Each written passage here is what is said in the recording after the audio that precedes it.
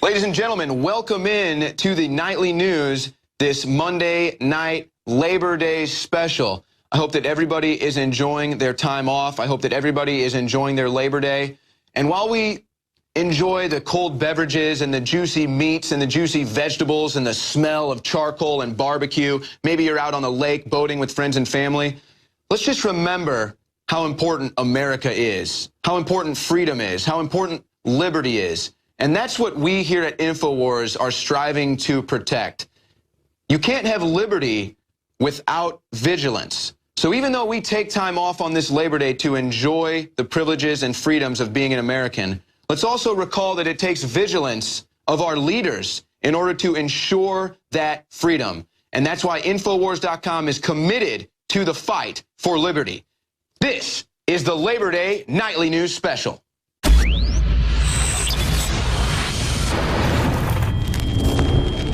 So Colin Kaepernick, again, has decided he's going to sit during the national anthem.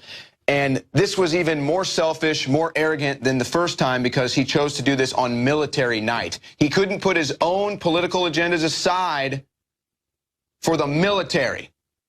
That is selfishness, folks. That is selfishness, at least in my opinion. So let's try to figure out exactly what's going on with Colin Kaepernick. Let's try to tie it into some history, and let's try to maybe even extend an offer to Colin Kaepernick to maybe voice some of his opinions on the show. But first, let's try to figure out what's going on and maybe even inform Colin.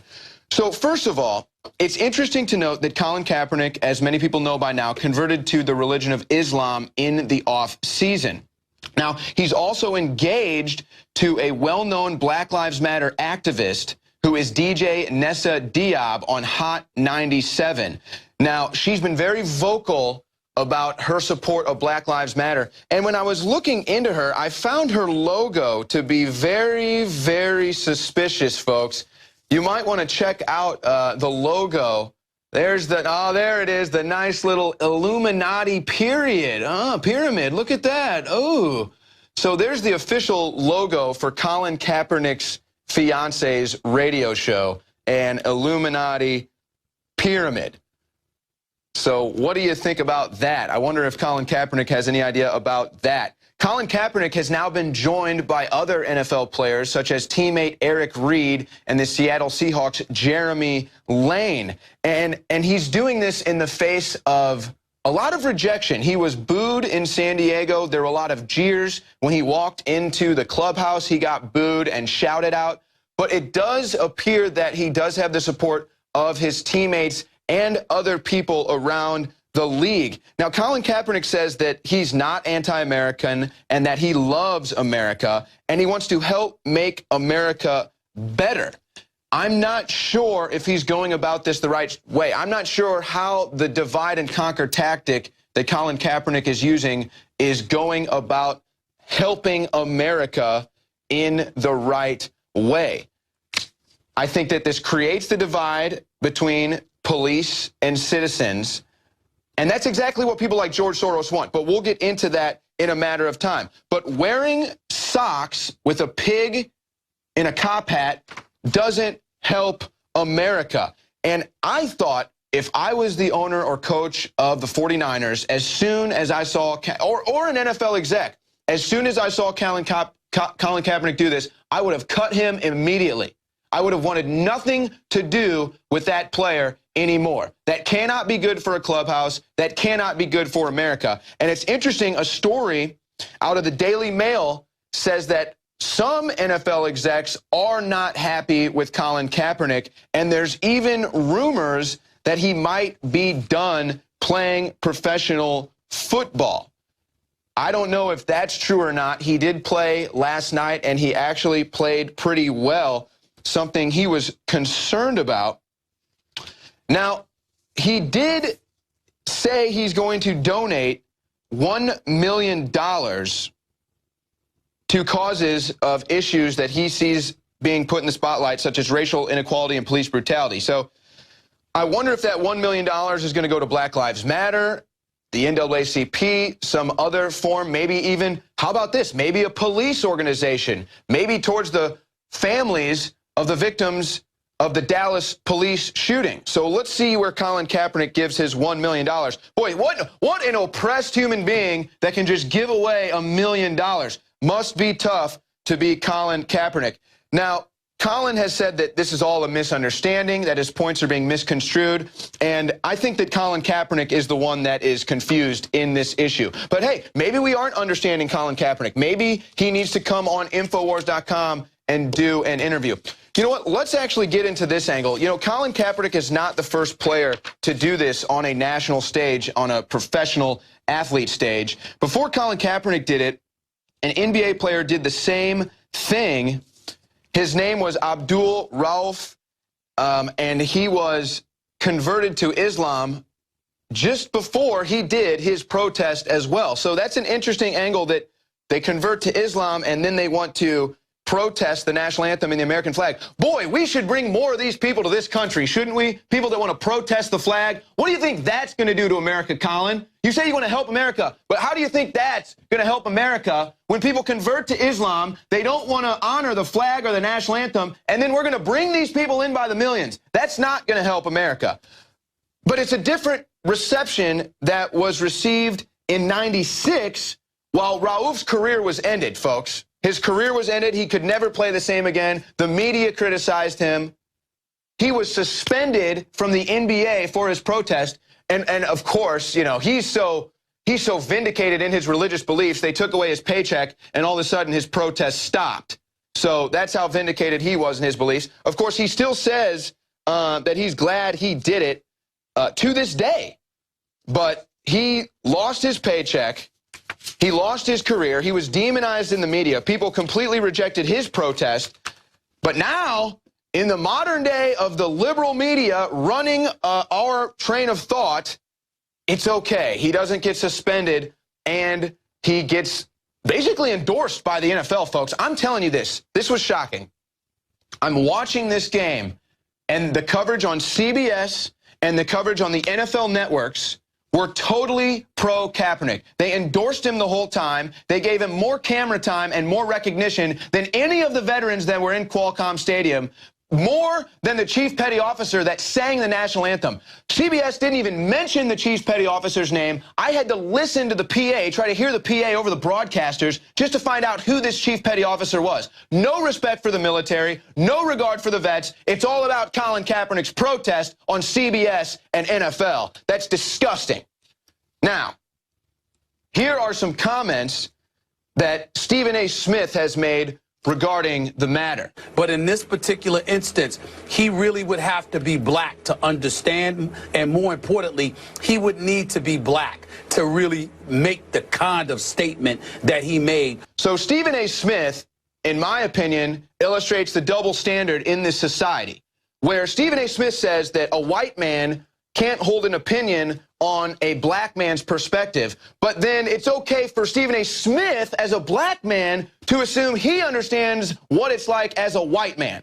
So that is a complete double standard coming from that point of view. Completely bogus, and at the end of the day, it's just a divide and conquer tactic anyway. But ESPN goes further, folks. Paul Feinbaum came out and spoke out against Colin Kaepernick with a black man on air who agreed that black people are not being oppressed in America. His sidekick agreed when Paul Feinbaum said that, but the next day, ESPN made Paul Feinbaum apologize in what was one of the most weak, disgusting, cowardly things I've ever seen Paul Feinbaum do: apologize for his true feelings and comments. That's disgusting. But it's just like the basketball player who, as soon as he found out was losing his paycheck, his protest stopped. I'm sure ESPN called up Mr. Feinbaum and said, hey, you better take that back or you're fired. That's millions of dollars on the table that he didn't want to lose. And of course, this is the same ESPN that prints out a story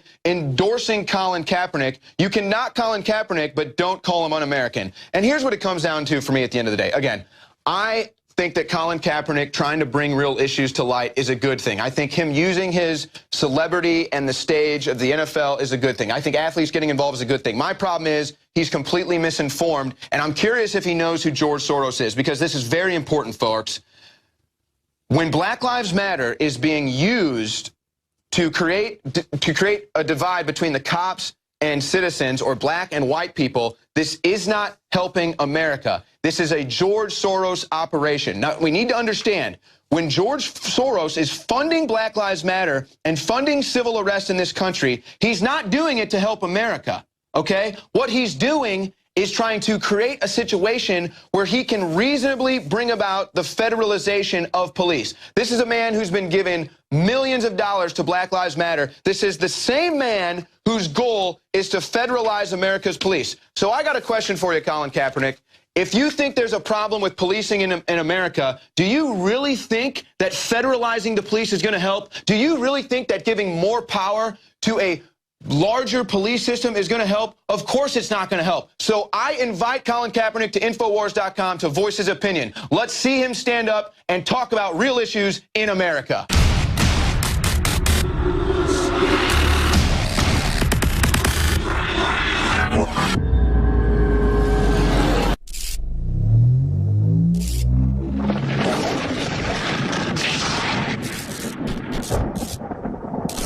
It was 17 years ago, just north of Austin, Texas, in Waco, that I met John Ronson. And John was already a successful documentary filmmaker from BBC and also Channel 4. He had an idea. He was making a documentary on Waco, but he had an idea. He wanted to infiltrate Bohemian Grove in Northern California and see if Republican leaders were really involved in all these weird activities, a la Skull and Bones. But that's another story. Since then, he's written so many best-selling books, and one of them was The Psychopath Test, that even many psychiatrists and psychologists say is a must-read and really made them rethink a lot of things, because he talked to a lot of experts. So I wanted to ask him today in a brief interview for the Nightly News what he thinks of the Atlantic Monthly and the Washington Post and Vanity Fair and everybody else basically doing assessments of Hillary Clinton, assessments of Donald Trump from afar, and what he makes of that when he is the author of The Psychopath Test. So first, recap the book, break down what the body of thought is, not just from yourself, but others. John Ronson, again, thanks for being here. Thank you, Alex. Yeah, I wrote this book, The Psychopath Test, and as part of the research for the book, I went on a course that taught me how to identify psychopaths. It was, and so I went on this course, and the guy who ran the course, who's like the father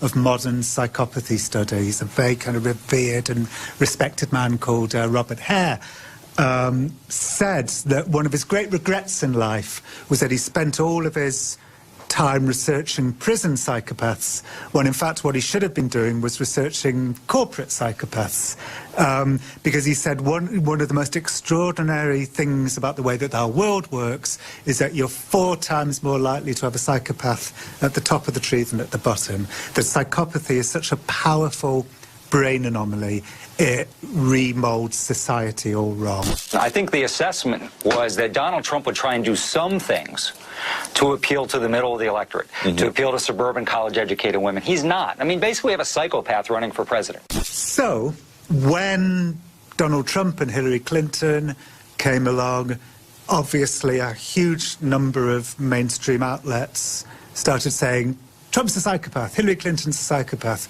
here's the test, look, you could just tell, look at this, look at that. Now, there's something called I think it's terrible. I think diagnosing people from afar as psychopaths is immoral. It's kind of psychopathic. When you see someone who you think has problems, you know it. And there's not anybody at this table who doesn't think he has some sort of problem. Let's ask the questions. Let's do this at this point. You know, the DSM, their manual is, you know, it's like a brick. It's full of mental disorders everywhere. But they basically sent out a ruling saying psychiatrists don't do this. Don't diagnose Donald Trump from afar as a psychopath. And what they invoked was this thing called the Goldwater rule. And basically, when Barry Goldwater was running for president, there was this famous paper where they interviewed like 3,000, or they sent out questionnaires to like 3,000 psychiatrists saying, is Barry Goldwater mentally fit for office? And about 1,000 of them replied. A bunch of them replied and said, don't contact me again. But then like 1,000 of them replied, said, you know, no, Barry Goldwater has, you know, mommy issues. Barry Goldwater's schizophrenic. Barry Goldwater's bipolar. And it was so unethical for these people to do that. And it made the American psychiatric industry look terrible, you know, because you can't just sort of declare somebody insane without having met them and evaluated them and so on. Wait a minute. Yeah. Do you really think diagnosing people on air, and I assume you don't have a degree in psychology. Is that fair? I mean, we're jumping to conclusions here. I think this is what gets voters a little frustrated with this campaign. You know, listen. I think there's an issue here. Okay. First of all, a psychiatrist cannot come on and diagnose somebody. No, but they can talk about the character traits that we are seeing repetitively here. We may try to figure that out. David Plove said psychopath. I think he misspoke. I think he meant sociopath. But I think there is a difference. But I think we need to be very careful here. So the APA said, don't do this with Trump. But everyone's ignored it. And in fact, a thing came out just yesterday from an Oxford University professor saying, you know, Donald Trump is more of a psychopath than Adolf Hitler. For people who aren't psychopaths, people who do have empathy, you know, behaving cruelly or psychopathically hurts because you feel remorse, you feel guilt, and those are like painful feelings. It's a brain thing. You've got the amygdala, you've got the central nervous system. And the psychopaths think they're advanced because they don't feel it. The truth is they're crippled. Yes, exactly. John Ronson, it's been amazing talking to you. It was great to see you again. Alex, it was great to see you.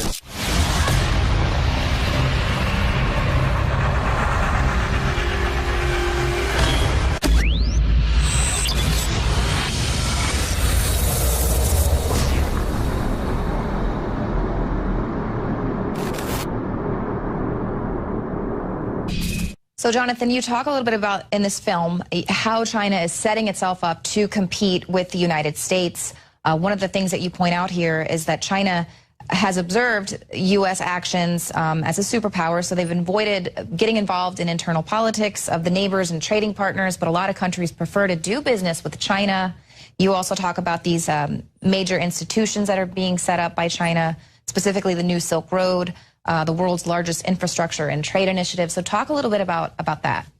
So in part one of the interview, I talked about the assassination of President Roldos in Ecuador. I think what's really instructive is that John Perkins, the author of Confessions of an Economic Hitman, who I interview in the film, goes into detail about a meeting that he had with a very high-ranking Ecuadorian cabinet minister just last year. And essentially, this cabinet minister told him that Ecuador would much prefer to do business with China because China doesn't get involved in the internal politics of any of the countries that they deal with. And what they do know about the United States is that, in the past, that they have gotten involved in the internal politics. They have assassinated world leaders. They have been involved in countries around them. And maybe one day in the future, China will do these things. And I would make a pretty good argument that they will. But have they done it yet? And no, they haven't. So for many countries that just don't appreciate the meddling of the United States in their internal affairs, they would much prefer to deal with a country who doesn't have that track record. So that's one point. I think the second point, there are really several different ways that China is trying to dismantle this current economic system that was set up by the United States. One of the biggest ways is that they set up the Asian Infrastructure Investment Bank, or the AIIB. And essentially, of all the founding members, nearly every single major U.S. ally participated in the founding of this bank, and all of them did it against the explicit wishes of the U.S. government, which is incredibly fascinating to begin with, that literally countries like the U.K. and other countries in Europe and such ignored explicit U.S. warnings not to join this bank, and they did. And this bank is only gathering power. As a matter of fact, I'm coming to you from Canada. The Canadian government just announced just a few days ago that Canada will indeed be joining this bank as well. So what you're finding is that a lot of U.S. allies are seeing the future, and they want to be part of that, obviously. So the AIIB is ultimately going to be used to finance the world's largest infrastructure project, which is the New Silk Road. And they're going to be building ports and railways, highways throughout, that basically connect the entire massive supercontinent of Eurasia together. So it binds Africa, Asia, and Europe together in this one integrated unit in terms of moving goods around. And I think why this is so dangerous for the United States, and there's universal agreement from everyone that I talked to in the film, is that this essentially gives countries an economic alternative moving forward. So they do not necessarily need to be part of this U.S.-led global economic system that we've enjoyed since 1945.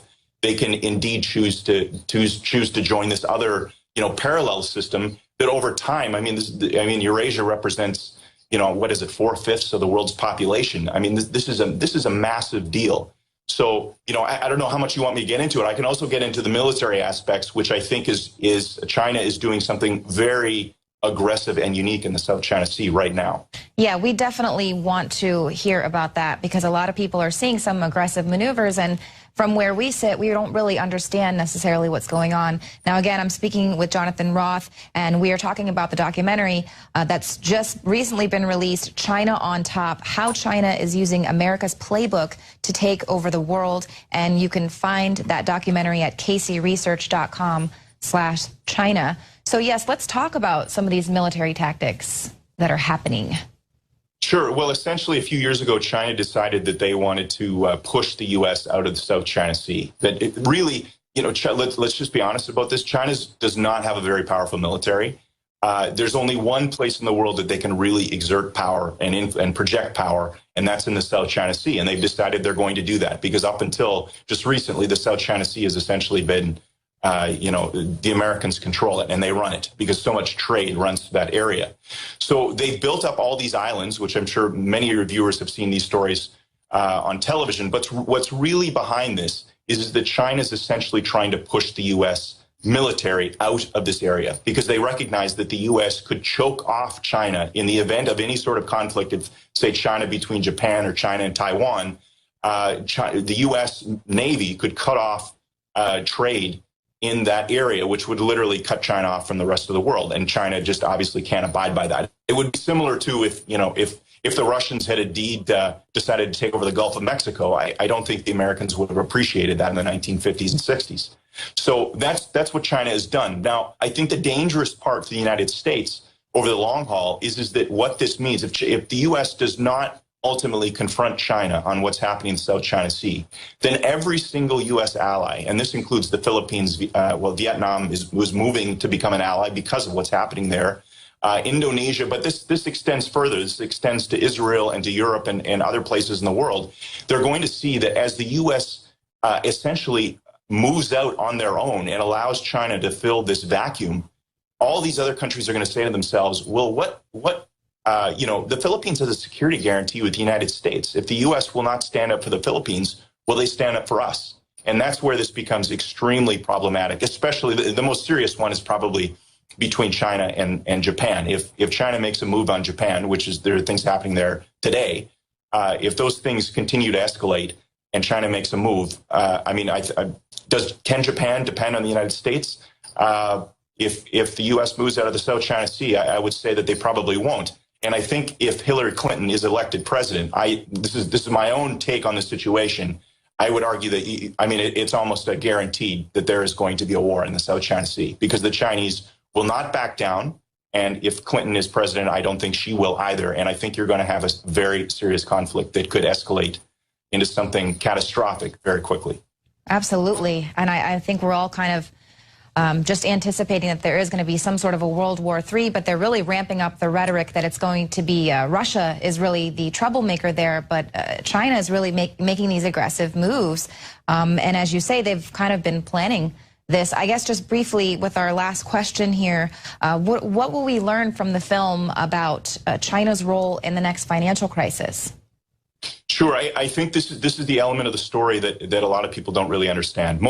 Most conventional analysts who study China and China's rise believe that China will not assume the #1 role economically and geopolitically for at least another 20 to 30 years. I would make the argument, I make it in the film, that indeed that's probably the forecast may be too far out. And that is because the U.S. Has a massive economic crisis that is just lurking around the corner in terms of something seriously terrible happening. And that really revolves around what happened in 2008. 2008, they papered over the crisis, central banks around the world, but being led and told by the Fed essentially what to do. They essentially papered over this crisis, and they have essentially built up this edifice that's even larger and more dangerous than it was in 2008. The banks are bigger than they've ever been before. The more complex, you're seeing many of the same activities that were happening in 2008, only to greater degrees. They've essentially lowered interest rates to zero, and really they're below zero if you think about the rate of inflation versus what interest rates are. So sooner or later, this crisis is going to hit the U.S. And when it does, I think what that's going to do is in many ways similar to what happened in World War II with Great Britain. That really essentially, utterly, ended British influence around the world, and they had to divest of their empire. I think the same thing is going to happen in the United States. And the interesting part about it is that 1 out of every 2 Americans is invested in the stock market. In China, that number is only 1 in 30. So, any sort of long-term exposure by Chinese citizens to this, the global stock market is just not the same as what we have here. And when you take a look at savings rates in China versus what they are in the United States, there's a whole number of reasons to see why China will walk out of this situation in a lot better shape than the United States will. Now, of course, China has a lot of problems. There's no question about that. They have a lot of problems. But China has the one thing the U.S. doesn't have right now, and that's confidence. And if you ask any Chinese citizen, if you look at the results from the Pew research studies that they've been doing recently, I mean, China is full of confidence. Their citizens truly believe no matter what happens economically, even in the short term, that they're going to be running the world. Wow. Americans do not feel that way. Yeah, no, we can definitely see that. Well, Jonathan Roth, thank you so much. And everyone go and watch the film, China on Top, How China is Using America's Playbook to Take Over the World. That is at caseyresearch.com/China. Jonathan, thanks for joining us. We'll have you back on the show soon. Thank you very much. Intruder alert. Evacuate bridge. F1 life support failure in 10 seconds.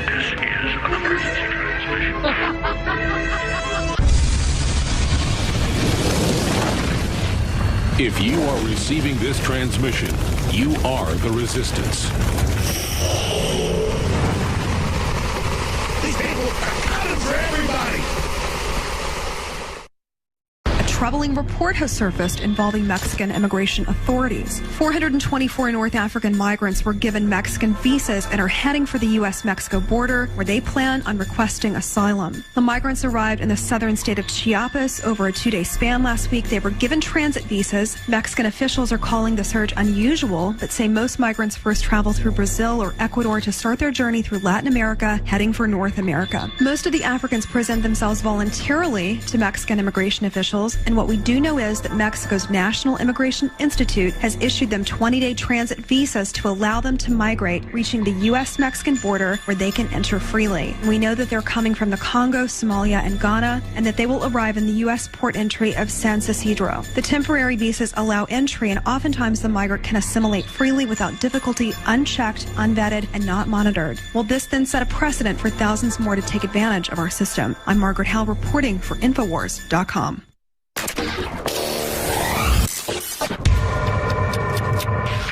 Alex Jones here with huge breaking news. Hillary Clinton, in her own words, in FBI testimony released today, told the FBI that she had amnesia, didn't remember the emails, the servers, any of it. In her own words, she says she is unfit to be president.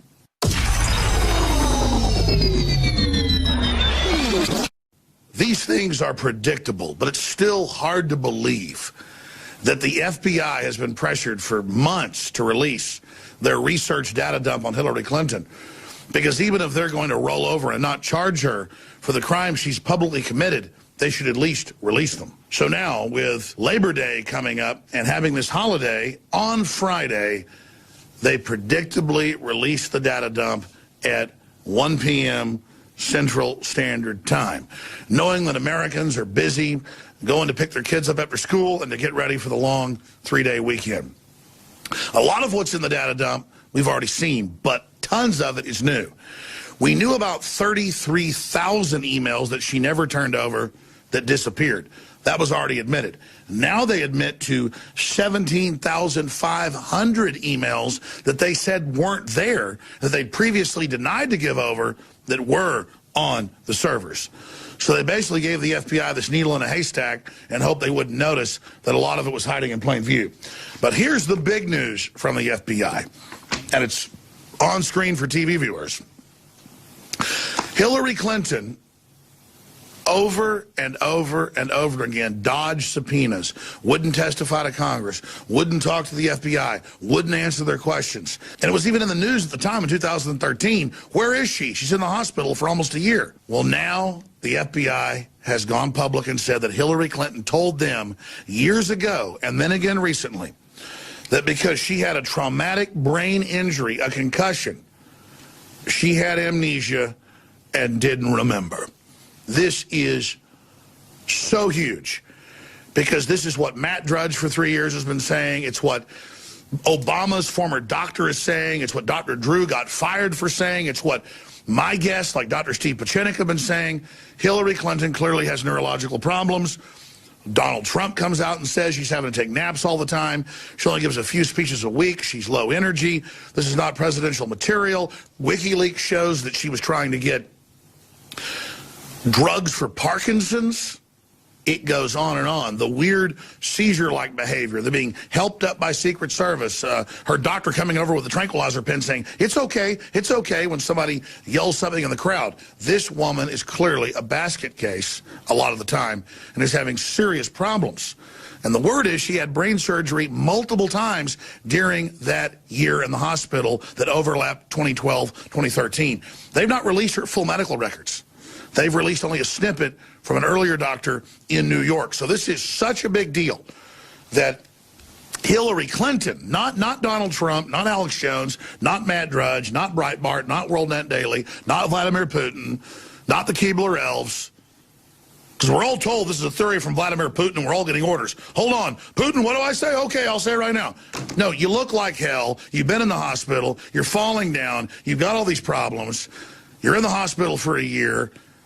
And now you, Hillary Clinton, told the FBI that you couldn't remember anything you did because you had such a serious brain injury. You need to be evaluated by an outside group of independent, nonpartisan brain surgeons, neurologists, and others, just as we've been calling for 6 months. You need to actually debate Donald Trump and not just have back-to-back discussions with him like's coming up in the first meeting. And you need to be held accountable for being caught having classified material on your servers you lied about. The FBI's come out now and released the evidence. FBI's Hillary email probe found evidence of effort to evade federal records law. That's what made the head of the EPA have to step down 3 years ago, was having a fake set of records as well. You have absconded from the law. You've been caught. And it's time for the crime syndicate you represent, the Bush and Clinton crime family, to ride into the sunset. If you don't, it's pretty clear that your health's going to catch up with you, the law's going to catch up with you, and public opinion has already caught up with you. You've been caught red-handed. More stories and analysis at INFOWARS.com. If you're watching or listening to this transmission, you are the resistance.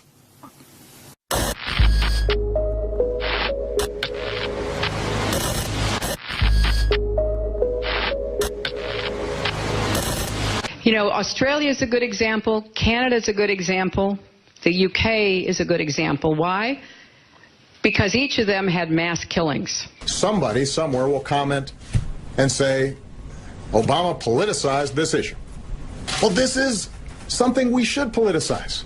I'm not going to carry a gun. I don't want to be involved in a gunfight. If I could have gotten 51 votes in the Senate of the United States for an outright ban, picking up every one of them, Mr. and Mrs. America, turn them all in.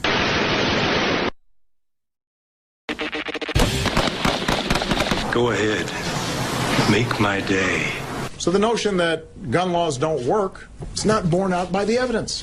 He says that Chicago police had a plan over this bloody 4th of July weekend. Nonetheless, as you indicated, Corey, there was a count of casualties that could have been from Afghanistan or Iraq. We'll make it harder for law-abiding citizens, and criminals will still get their guns. In many cases, the offenders, felons, some out on parole, some out on bond. We have to respect the tradition in this country of people who want to defend themselves and their family from violence. There are people at high levels in this government who have bodyguards 24 hours a day, 7 days a week. The average American does not have that. Mayor Bloomberg, why can you defend yourself but not the majority of Americans? I mean, look at the team of security you got. Every day, every school, at every level. One thing that I think is clear with young people and with adults as well is that we just have to be repetitive about this, and we need to do this every day of the week and just really brainwash people into thinking about guns in a vastly different way. Was this the weapon of choice for a new kind of terrorist? When a 5-year-old girl said she and a classmate should shoot each other with bubbles, the school called it a terrorist threat. AK-47s belong in the hands of soldiers, not in the hands of criminals. You know, the right to bear arms is because that's the last form of defense against tyranny. Lay down your arms, you damn rebels! But we don't need the ability to arm ourselves against the Army or the police. What kind of a situation in the U.S. would you see that happening? I mean, we've got a lot of constitutionalists and a lot of people that stockpile weapons. Discovered the clergy would help the government with potentially their biggest problem, us. To say we're not turning our guns in, and we're not running, and we're not backing down. If you want them, come and take them. Rallying patriots worldwide in defense of human liberty. It's Alex Jones.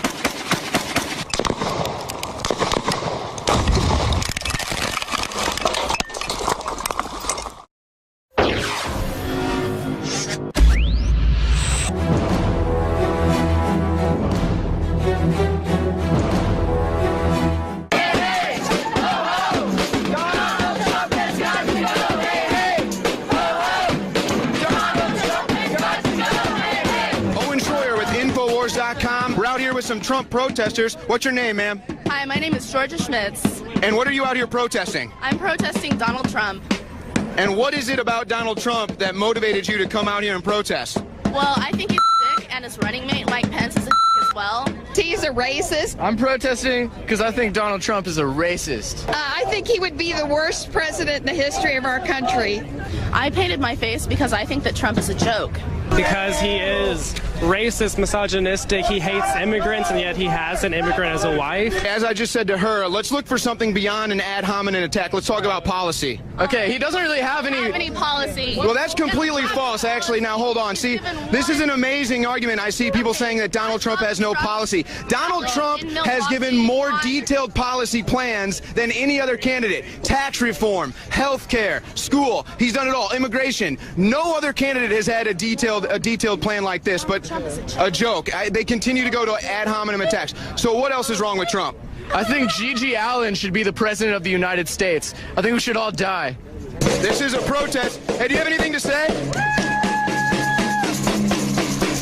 think he's saying a lot right now, man. I think he's saying a lot. He has said nothing. Do you have anything to say at all? I think that immigration is a human right and that we should get rid of all borders. We've got some, it looks like some communists gathered behind me. We're going to see what they're here doing.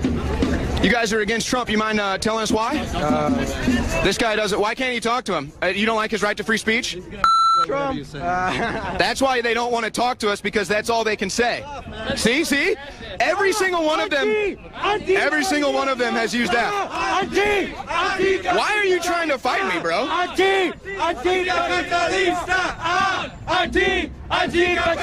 Hey, what are you saying? What are you guys chanting? What does that mean?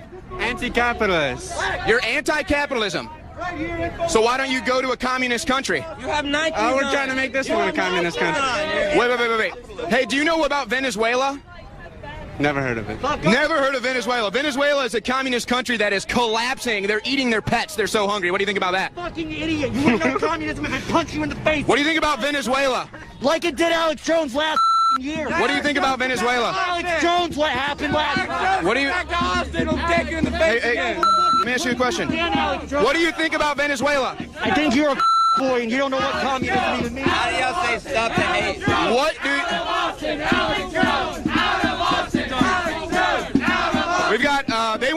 Alex Jones out of Austin. They want INFOWARS out of Austin. These people hate free speech. They're obviously communists. So I don't know why they just don't go to Venezuela, a communist haven. Hey, you guys know North Korea is communist too. Why don't you go to North Korea? You! Can you put your sign down? You're out here, I don't understand people that, I'm not in your face, calm down. I just don't understand people that come out here and protest, and then, oh, look at that. Now you're a joke too. I just became an official Hillary Clinton supporter. Senior citizens, look at Donald Trump is a filthy, lying... I don't think you speak for all senior citizens.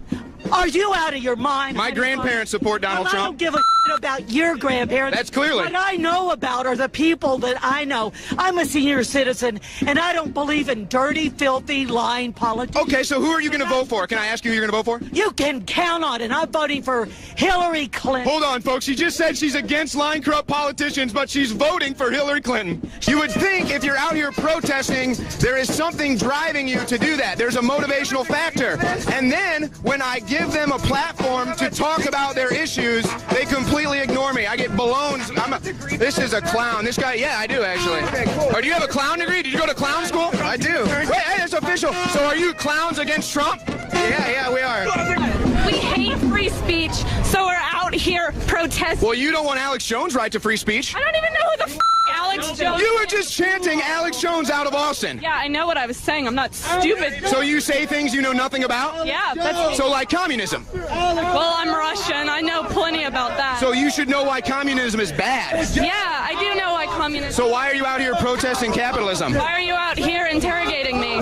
The reason why we come out here and do these videos is because these people embarrass themselves. People go watch these videos, and then they see how stupid the anti-Trump movement is. That's the truth. That's why we do these videos. You think I want to be out here in the 95-degree heat sweating like this? No, but we come out here and we destroy the anti-Trump movement because these people are the most ignorant people I've ever met in my life. Owen Schroyer for Infowars.com. Stupid questions, intelligent answers. Donald Trump is a tramp. We are still probably at least a quarter of a mile away from the Trump rally, and traffic is backing up. It's a near standstill. People have started to get out of their cars and walk. I am inviting anyone here, the microphone. Come tell me why you hate Trump. Shut the up. Because I have a vagina. Because Trump ain't for the people. He's racist, nigga. Because he's a piece of shit. What's your point, ma'am? What's your point, ma'am? What's your point, man? What's your point, cowbell? Can I ask who you support for president in the upcoming election? Hillary Clinton. You don't think Hillary Clinton lies? Well, you know what? She has more experience than Trump does. And what experience is that? What is it? Pro-Trump TV station. Oh, is it? Yeah, oh, well, there you go. So what? So you're bigoted against me? I'm not bigoted. Well, then why'd you come say that to cut her off? Because you're a pro-Trumper. Okay, you're probably a pro-Hillary-er. You're a pro-Trumper. You're really educated. Go ahead, ma'am. Okay, so there we go. Thank you for your time, though. Woo! Great response, great response. So, look at this guy. Somebody stuck a knife in this guy's tire at the Trump rally. Right outside Trump rally. You want to say something? Well, we've seen cases of Trump supporters getting their tires slashed, getting beat up and everything, and that's all we can assume that happened right here. I don't know why else a pocket knife would be sticking out of a tire. So, unfortunately for this person, he was victimized by the peaceful Trump protesters this evening.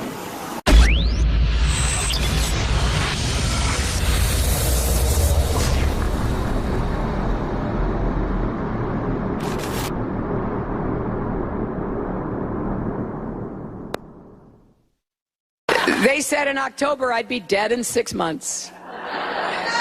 It's also what happens when you listen to the radio host, Alex Jones, who claims that 9/11 and the Oklahoma City bombings were inside jobs. He even said, and this really just is so disgusting, he even said the victims of the Sandy Hook massacre were child actors and no one was actually killed there. I don't know what happens in somebody's mind or how dark their heart must be to say things like that. But Trump doesn't challenge these lies. He actually went on Jones's show and said, "Your reputation is amazing. I will not let you down."